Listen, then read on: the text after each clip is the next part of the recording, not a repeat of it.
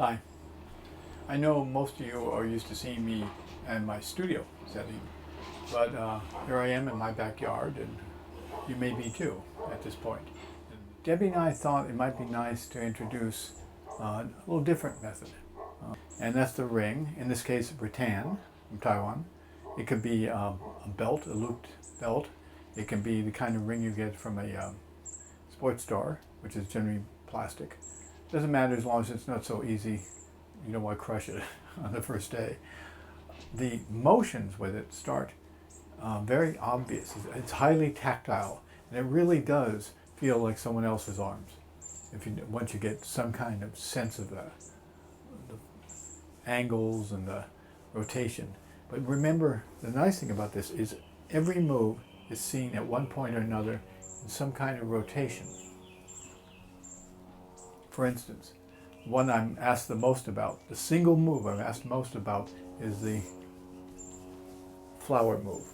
And with this one, it makes more sense because you can see that the two hands are connected to each other, and therefore if I were doing china or something, that's pretty much the concept of how you would create china power. Same thing here, defensively, the idea that as something's pushed on you on one side, you're coming in on the other side. So you're taking this energy, yin, and changing into yang energy. But first, all you have to do is just play with it.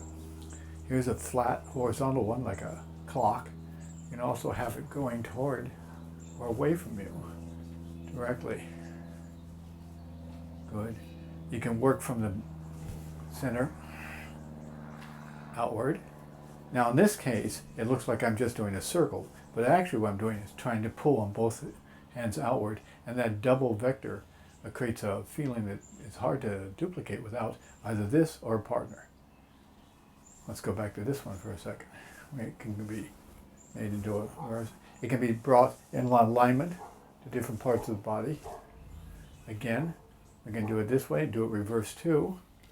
We can also use it for teaching china grabbing techniques.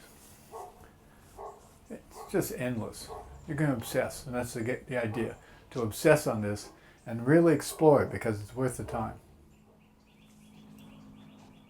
Just as I said, you can't get your hands on a purple plastic circle from your local sports store, then you can use your belt to create the same motion in essence. It has a little more range of motion than the rings, but that's okay. One thing, a huge range of turning. Also, things that can come close to your face, but they won't endanger you. So this is a good way to practice too. In addition to everything, something you couldn't do with a circle, but you can do with a belt, are actual techniques where you use the belt like a weapon to capture, right? For doing any of those things, or like we said, to go back to this. This has a tremendous number of possibilities. For instance, a figure eight, not an easy one to do. Really a good instrument to practice with. As long as you make sure of one thing, make sure that's staying down, it doesn't come up as you move.